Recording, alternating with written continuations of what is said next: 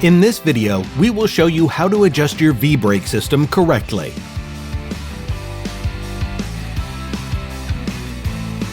The V-brake system consists of a brake lever, a Bowden cable, also known as a brake cable, and two brake arms. By pulling the brake lever on the handlebar, the Bowden cable is tensioned and the brake pads are pulled towards the rim flanks from both sides. The brake pads touch the rim and the bicycle is braked.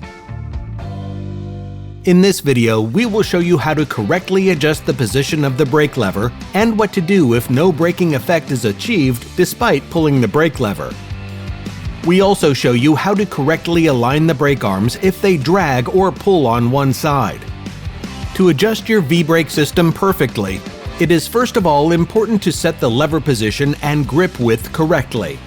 To do this, turn the adjusting screw with an Allen key until the lever is just before the middle finger joint. The lever should be exactly in line with the forearms in a normal sitting position. Now let's move on to adjusting the brake. To improve the braking power a little, it is often sufficient to turn the adjusting screw on the brake lever a little further out. However, if this fine adjustment is not sufficient to achieve the optimum braking performance, you must adjust the V-brake directly. First, make sure that the brake casing and the brake cable are not damaged. Otherwise, they will have to be replaced.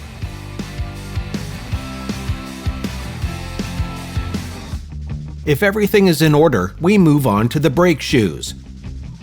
The most important thing here is that the brake pads rest correctly on the rim, are aligned parallel to each other, and that they are not too worn. If the control grooves on the brake shoes are no longer visible, they must be replaced. However, if the brake shoes are not correctly aligned, this must be corrected.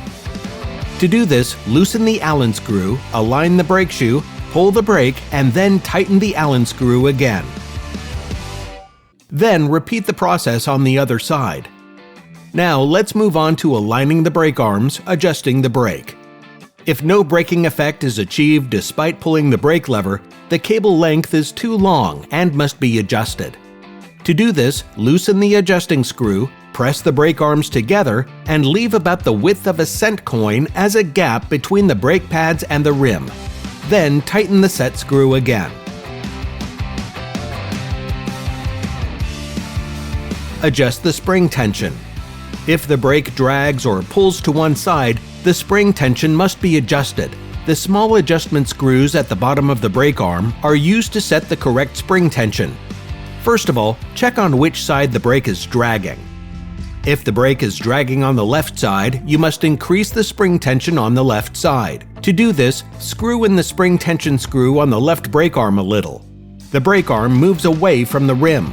Check the correct spring tension by applying the brake. If the brake drags on the right side, you must increase the spring tension on the right side and also check the correct spring tension here by actuating the brake in between. If your brake is correctly adjusted, both brake arms move synchronously and the brake no longer drags. Perfect! Your brake system is as new again. Have fun taking off! And safe driving!